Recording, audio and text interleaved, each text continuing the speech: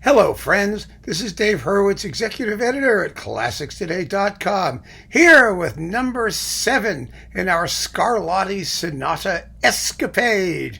It's been a little while since we've done one of these, and I'm very excited to return to them because this particular escapade features Sonata K466 in F minor, and it's not one of the quick ones. Scarlatti, of course, is known for writing music that's mostly very zippy, extremely fast and exciting and virtuosic, but this particular sonata is actually on the slower side. It's an andante or so, or thereabouts, and just unbelievably soulful.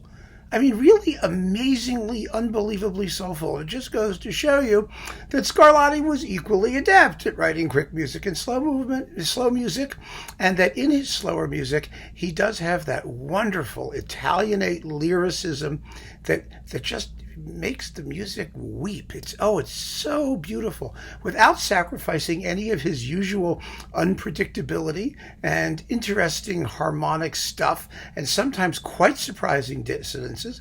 So this was proposed by one of you folks, and the proposer writes as follows. One thing that has always struck me about these sonatas is how they always seem to bring the best out of the instrument they're played on, whether it's the piano or the harpsichord. Another example I have in mind is K466. Listening to it played on the piano is so radically different than the harpsichord, it sounds like it was written 200 years later. It's quite amazing, and quite frankly, it is amazing. It does sound totally different on the piano, and happily I have both harpsichord and piano versions of this, and we're going to hear them both. It's really astonishing what a difference dynamics make, first of all, or second of all, the articulation and tone of the harpsichord totally changes the complexion of the piece, especially in these unbelievably sensitive performances. They are by Peter Jan Belder on Brilliant Classics and Christoph Ulrich on the Tacet label. And what makes these two performances so great and so marvelous for comparison is that they are virtually identical in terms of timing. So tempo is not an issue. Imagine the same music played at the same speed on two different instruments, and I have to say, it took me a minute to even realize they were playing the same piece of music. It's that remarkable. So let's listen first to the sonata on the harpsichord. This is K466 in F minor, right? Yes, it is. Thank you. It's in F minor. I didn't forget that detail in the 2 seconds since I last looked at it. Here we are on the harpsichord with Peter Jan Belder on Brilliant Classics.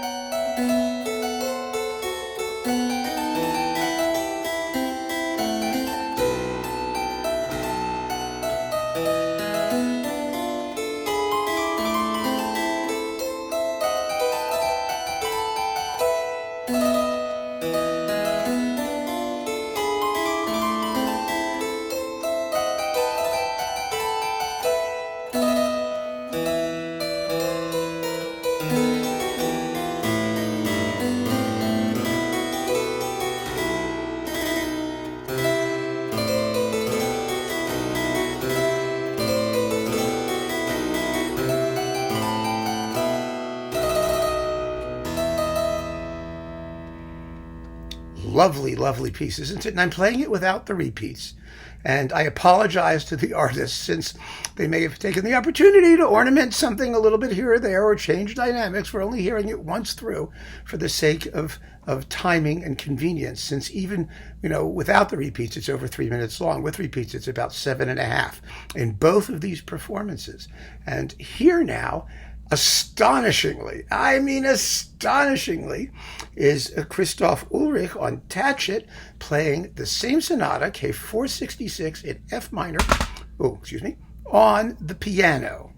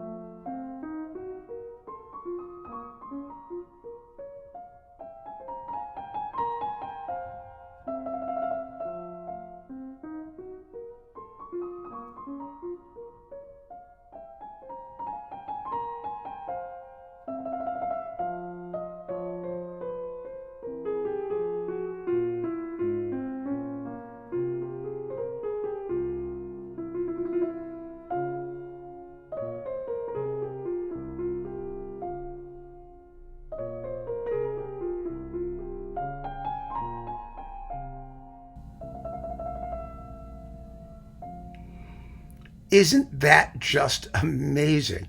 Both performances are exquisite. The piece is remarkably expressive, I think. I think it's absolutely haunting, especially in the second half where the rising bass line meets the melody and creates some really striking passing dissonances that Scarlatti just enjoys. He always enjoys those sort of crunching dissonant clashes, but they only last for a moment. Almost before you realize they're there, they're gone, and it makes the entire piece so intensely expressive, so smoky and sultry and somehow Iberian, Spanish, Italian, Mediterranean, whatever you want to call it. It has that kind of inner soul. It's just magnificent. So these are two terrific pieces, and I am very two terrific performances of one terrific piece. Let's put it that way. And I'm extremely grateful to the requester for pointing out K466. If any of you still have suggestions, I know there are a lot I haven't gotten through yet, and you should feel free to propose them again if you'd like, because we're taking our time with this. Obviously, I don't think we're going to do all 555 Scarlatti sonatas. I do know that we're going to dip into them periodically because I think they make a wonderfully refreshing change of pace and a constant reminder of one of the great geniuses of the Baroque period and of keyboard literature the world over. This is just fabulous music, and I really enjoyed the comparison of these two versions of this unbelievably exquisite sonata. So, thank you for joining me. Keep on listening. Take care, folks.